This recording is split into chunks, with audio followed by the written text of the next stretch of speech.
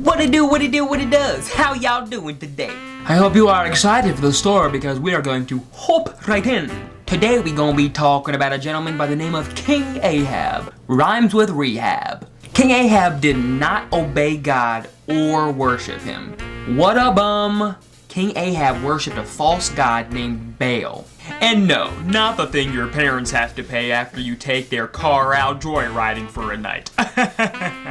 Not that Baal. And there was another man named Elijah. And Elijah was a man who loved God. God made Elijah a prophet and gave him a message for King Ahab. God sent an Elijah into Ahab's DMs. Elijah said to Ahab, "You have done many, many wicked things, so God will not let it rain in your kingdom until I say so. This place will be drier than both of your kneecaps, you ashy summer mama." That's really what he said. King Ahab was so angry that he wanted to hurt Elijah. But God kept Elijah safe. God told Elijah to hide near a brook, aka a small body of trickling water with a current. Thank you, Google. And even though it did not rain, Elijah had water to drink. And God also sent birds with food for Elijah. They even chewed it up and spit it into his mouth.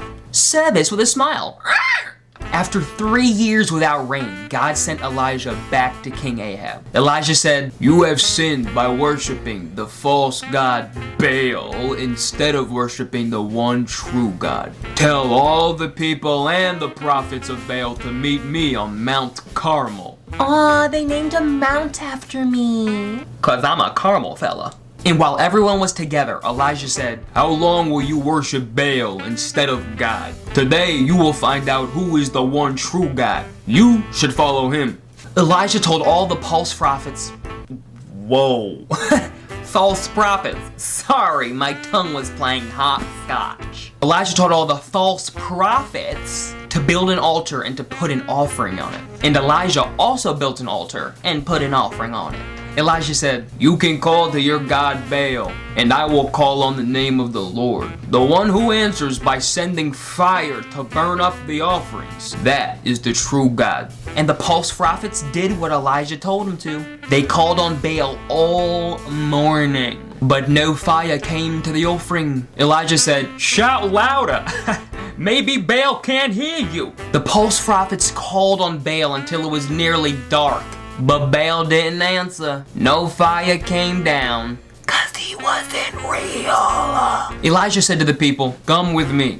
Elijah poured water all over the altar he made, because he was extra. Then Elijah called on God. "O Lord, answer me. Show us your mighty power. Then these people will know that you are the one true God." And God answered Elijah. The fire came down, and it burned up the offering. It burned up the altar. It even burned up the water. Ain't no fire like the fire from God. Ain't no fire like the fire from God. When the people saw this, they knew they had been wrong. They were sorry they had worshipped Baal. They fell down and said, "The Lord, He is God. The Lord, He is God. The Lord, He is God."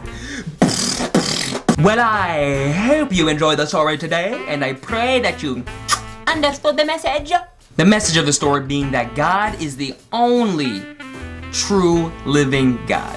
No one is as powerful as God. So why worship anything else? They won't be strong enough, they won't love you enough, and they can't protect you like God can. God does all that and more. If you don't worship God, what do you worship? Because I know that I worship the Son of God, Jesus Christ, the Savior of the world. My hope is in Him, and He is perfection, so He'll never let me down.